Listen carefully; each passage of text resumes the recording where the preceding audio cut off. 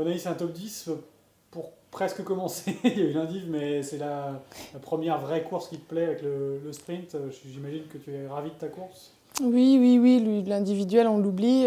C'est vrai que j'ai toujours un peu de mal à commencer à Östersund, mais aujourd'hui, j'avais à cœur de bien faire. C'est une piste qui va vite, mais qui me plaît beaucoup dans son profil.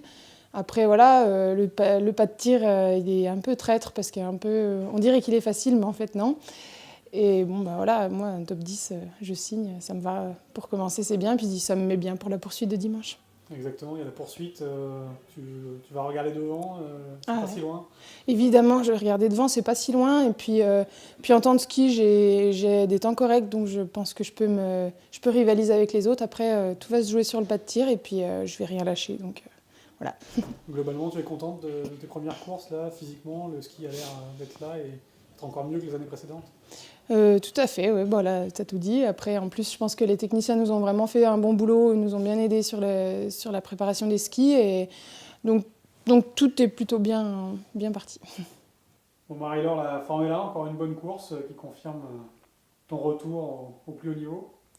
C'est vrai que bon, j'attendais pas mal de ce sprint.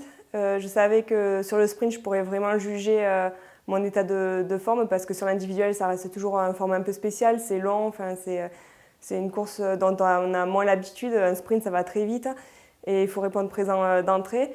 Alors aujourd'hui, la petite déception, c'est que j'ai pas réussi à partir suffisamment vite.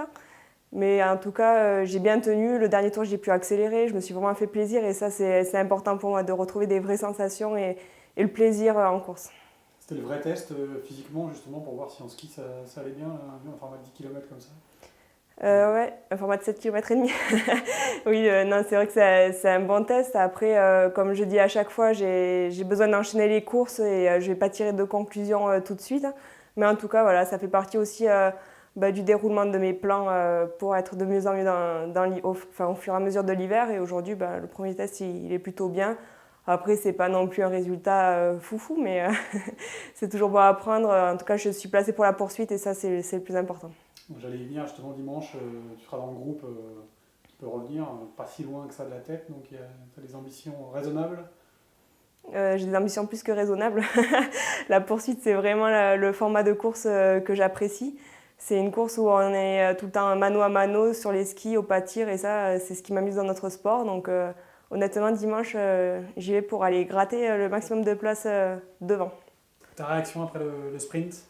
Je suis assez contente de ma course. C'est vrai que je fais une péna. Après, j'étais un petit peu moins bien en ski que sur l'individuel.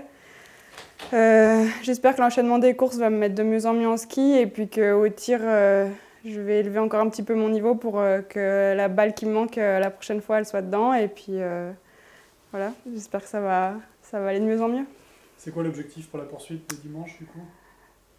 L'objectif, c'est de marquer des points encore, de remonter aussi, d'essayer de gagner des places, que ce soit en ski et puis au tir, essayer de faire une jolie course.